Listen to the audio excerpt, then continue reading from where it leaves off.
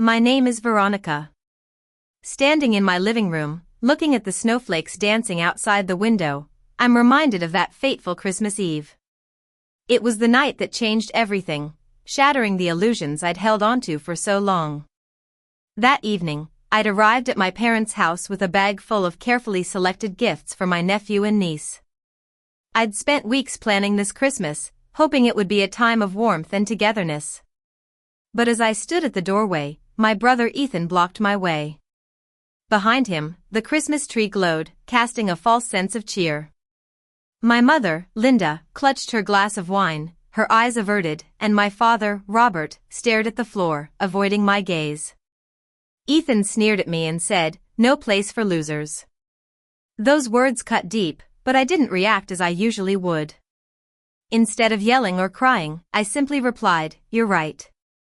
In that moment, I knew my life was about to change. As I drove home that night, the weight of the wrapped presents in the passenger seat felt like a burden of my own naivety. By the time I parked outside my apartment, I was surprisingly calm. I realized that I hadn't been part of a real family for years. I'd been trapped in a system where my worth was measured by how much I could give. Growing up in a small town, I'd always been the responsible one. Our family wasn't wealthy, but my parents, Linda and Robert, worked hard to make ends meet. Linda was a warm-hearted but passive woman, always relying on me to take care of things. Robert was a quiet man who often let Ethan get away with his mistakes, believing that boys would be boys. I'd always been the fixer. If a bill was overdue, I'd pay it. When Ethan and his wife, Olivia, fell behind on their mortgage, I sent them money without hesitation. I told myself it was out of kindness, but deep down, I think I was driven by guilt and the desire to be seen as the daughter who held the family together. Over the years, I'd become so used to giving that I stopped noticing how much I was sacrificing. I paid for the kids' school tuition, covered utility bills, and even sent money when Ethan lost his job. It was easier to pay than to argue, and I thought I was showing love. But in reality, I was being controlled by their expectations. This Christmas was supposed to be different. I'd planned early, bought thoughtful gifts, and even baked the old-fashioned cookies my grandmother used to make. I'd imagined a night filled with laughter and forgiveness, but instead, I was met with Ethan's mockery and my parents' silence. The next morning, I sat at my kitchen table, looking at the list of Christmas expenses I'd made a month ago. My handwriting seemed foreign, like it belonged to someone desperate to buy affection. As I traced each line with my finger, I realized how much of my life had been centered around Ethan's comfort. I opened my laptop and pulled up my bank accounts. There were the transfers labeled kids' tuition, daycare, groceries, and utility top-ups. One by one, I clicked to cancel each automatic payment. It took only 5 minutes to undo 5 years of my self-imposed servitude. I expected to feel guilty, but instead, I felt a sense of lightness.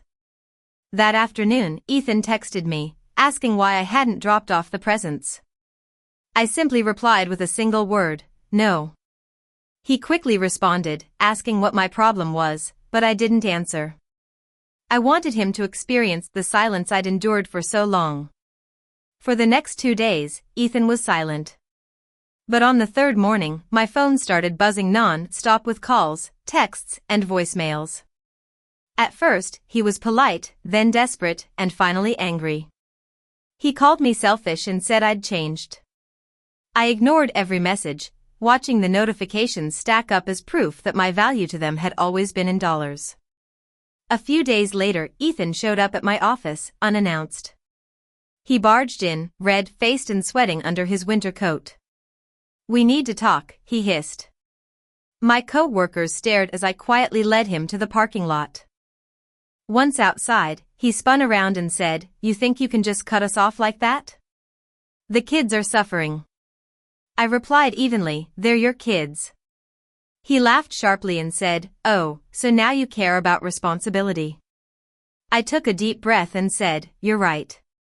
I do care about responsibility. That's why I'm finally taking mine back."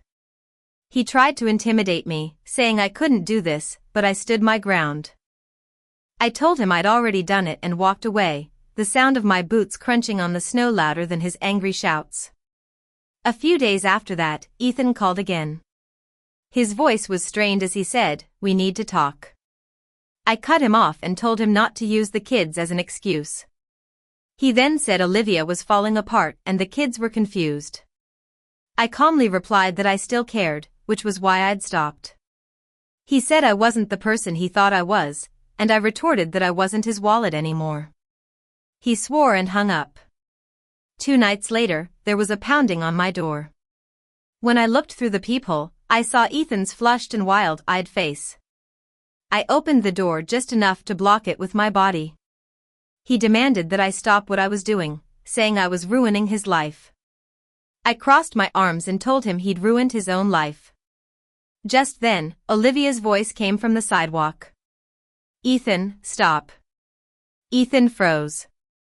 Olivia was standing a few feet away, her coat half zipped, her face pale. The car engine behind her hummed softly. She said, "We're done." Ethan was shocked and asked what she was talking about. Olivia then revealed that she'd met with a lawyer. She knew about Ethan's gambling, lies, and hidden accounts. She showed him the bank statements, proving that the money I'd sent for the kids had been spent at casinos. Ethan lunged at me, but I stepped between them and warned him not to. I told him that what I'd done made me free. He laughed, but it cracked. He said I'd regret it, but Olivia said they already had. Ethan realized that neither of us was afraid of him anymore. He turned and stormed off down the street. I invited Olivia inside. She hesitated, but I assured her she didn't have to explain.